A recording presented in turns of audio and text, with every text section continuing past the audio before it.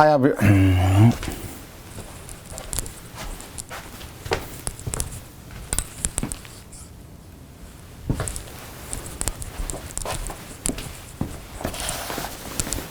Hi, everyone. It's Rabbi Dr. Jack Cohen.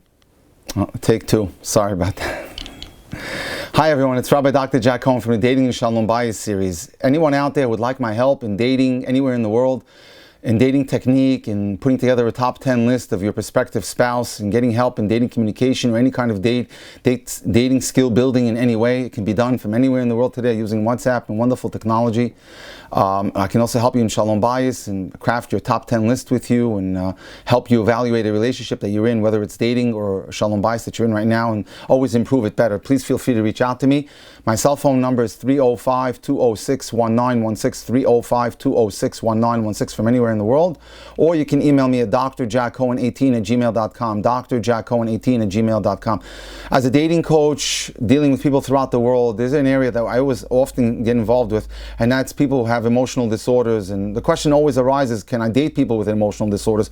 And what's the latest take on that? What's the latest research? So I saw some profound information recently. I came across some great information, new studies that have come out that would shed some light on this here, because I often deal with individuals who have anxiety, who have OCD, and all these kind of issues, and then we have to determine what to say, when to say, what not to say. So may I share some wonderful information that hopefully will shed some light on this matter. Mrs. Shana Reese called a psychologist in a panic. Her 22-year-old daughter Adina had recently begun dating a wonderful man named Simcha. And he was a kind-hearted man. Things were off to a great start, and Adina was already thinking about the next step. But by the fourth date, Simcha dropped the bomb. What was the bomb? He disclosed that he suffers from OCD, obsessive compulsive disorder, for which he receives both psychotherapy and medication. As Mrs. Reese spoke with the patient coordinator, her fears started to settle, but she had a number of serious questions, such as, is Adina signing up for a life of turmoil by getting married to Simcha? Will he be able to take care of her despite his OCD?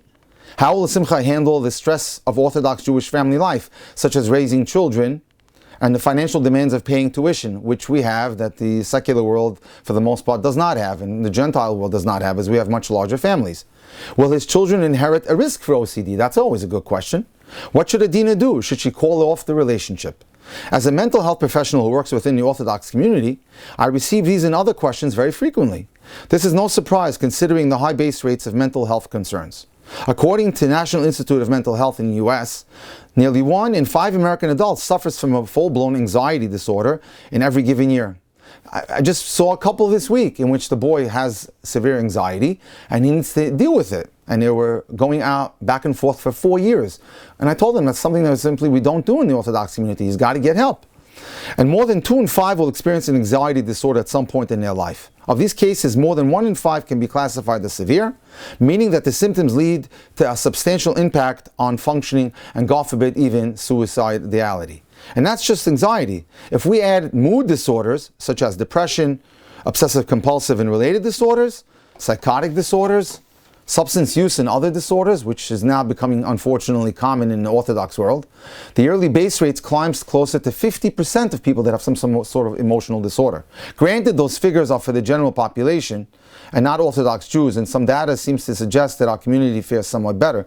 But in a recent study, which was conducted by Dr. Steven Pirutinsky with over 400 Jewish adults from the US and Canada, 21% of Orthodox Jews were taking psychiatric medications versus 29% of individuals outside the Jewish community. So we're not far off. Nevertheless, rates of mental disorders are alarmingly high, both in terms of prevalence and severity. Orthodox Jewish life is inherently hectic and often stressful. This creates a ripple effect for mental disorders to become debilitating, while simultaneously generating high stakes for many people. Orthodox Jews depend on each other, so when an individual suffers, his family and community suffers along with him. Therefore, it makes a lot of sense that many Orthodox Jews are asking questions about dating people with mental disorders. Mental health issues are abundant, and they can impact family functioning.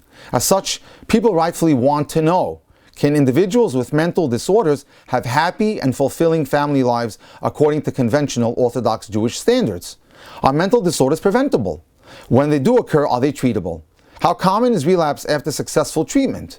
How much stress can individuals with mental disorders take before falling into old patterns? Does marrying an individual with a mental disorder create a genetic risk for future generations?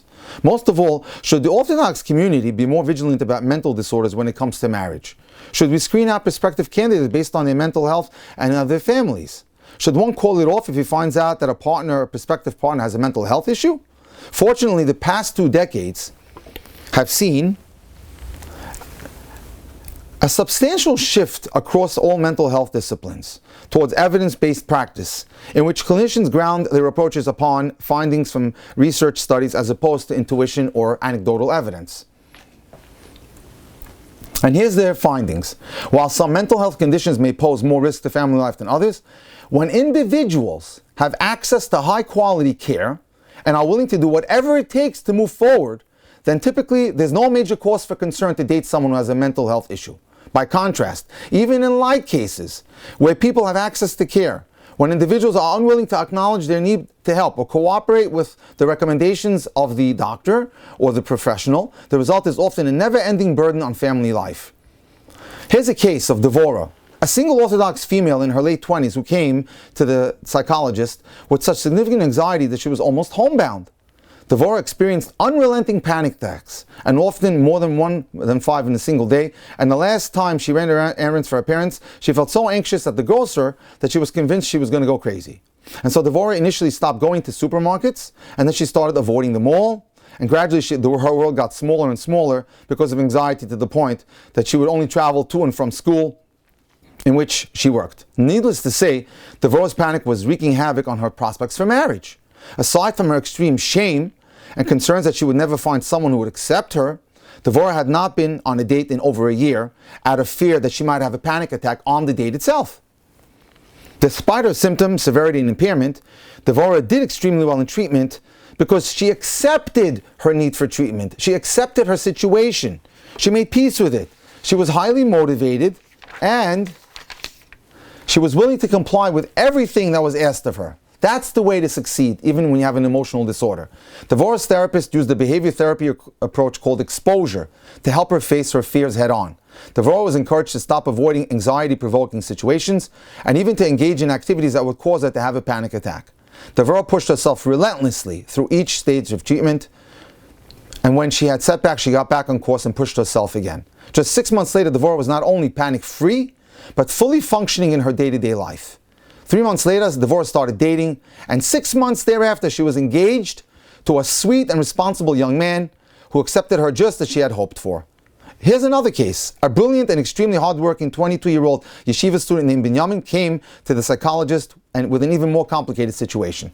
He described active perceptual distortions known as hallucinations, in which he would hear things that were not real. He imagined he heard things.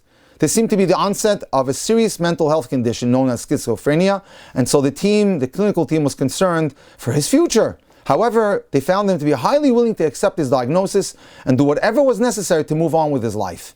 Working with Binyamin's psychiatrist, as well as his parents and his Rosh Yeshiva, his head of school, we encouraged him to stop pushing himself to the brink in learning, to take regular walk breaks every single day, to remain socially engaged even when he felt like isolating, and to completely stay away from alcohol.